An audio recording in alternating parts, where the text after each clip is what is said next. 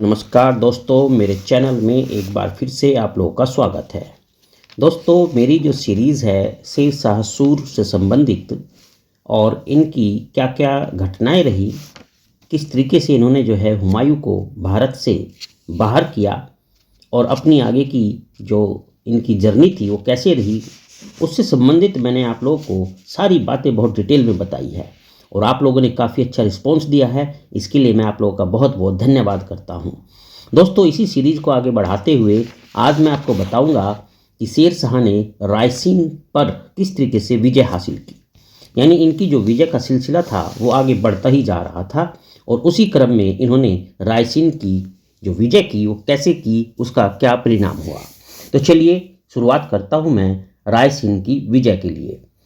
Basically जो शेरशाह था, जब उसने जो है मालवा की विजय हासिल कर ली, यानी 1542 ईस्वी में 1542 में शेरशाह ने मालवा को जीत लिया था। इसके बाद अपनी नज़र जो है शेरशाह ने रायसीन पर लगाई। रायसीन की जो विजय थी वो उसके लिए काफ़ी अहम थी। शेरशाह यह भली भांति जानता था कि यदि साम्राज्य में एक दुर्ग भी अजीवित रह गया तो उसका भाग्य बदल सकता है। इसीलिए शेरशाह ने रायसीन के दुर्ग से राजपूतों के अधिकार को समाप्त करने के लिए वहाँ पर आक्रमण करने की सोची।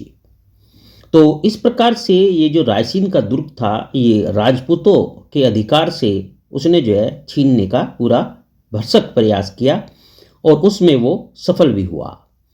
तो अब ये जो बेसिकली रायसीन का दुर्ग था, जो कि मैंने बताया ये राजपूतों के जो है संरक्षण में था उस समय, जब शेरशाह ने इस पर अपनी नज़रें गड़ाई तो उसने वहाँ आक्रमण किया। परंतु कुछ इतिहासकार ने भूल से रायसीन के अभियान का उद्देश्य धार्मिक बताया। अब देखो, ये थोड़ी सी बात यहाँ पर जो है कंट्रोवर्सी पैदा करती है कि इसके लिए जो इतिहासकार हैं उनके अपने अपने विचार होते हैं। कोई इसे धार्मिक मानता है और कोई इसका कारण राजनीतिक मानता है। तो वास्तव में जैसा कुछ इतिहासकार कहते हैं कि जो शेरशाह था, शेरशाह के जो आक्रमण का उद्देश्य था इस रायसीन के दुर्ग पर, वो धार्मिक न होकर राजनीतिक ही था। अब ये तो बाद की बात है, फिलहाल तो मैं इतना ही बताऊंगा कि भाई उसने रायसीन की विजय की।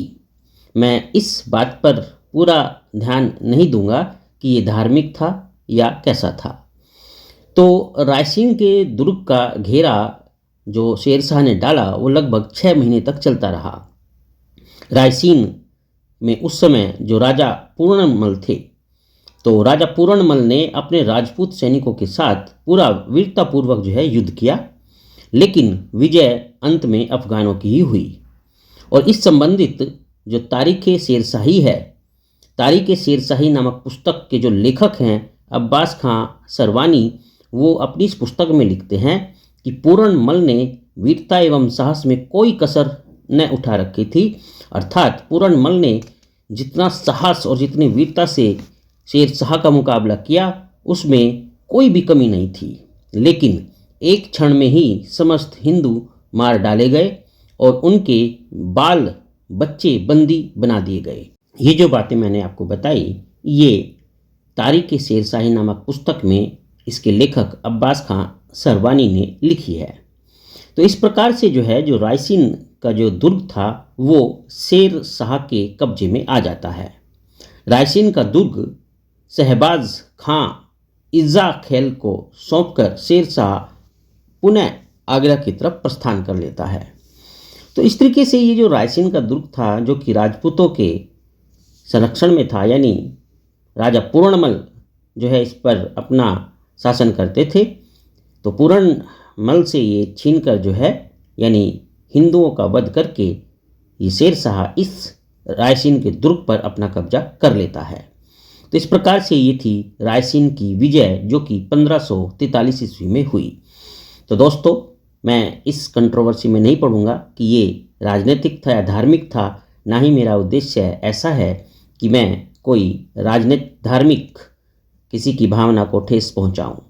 तो इसीलिए मेरा सिर्फ उद्देश्य है इतिहास को बताना। चलिए कमेंट करके ज़रूर बताना कैसा लगा। दोस्तों अगर चैनल अभी तक सब्सक्राइब नहीं किया है तो आप सब्सक्राइब कर लीजिएगा। मुझसे जुड़े रहने के लिए, मुझे सहयोग करने के लिए आपका बहुत बहुत शुक्रिया। आपका दिन शुभ हो।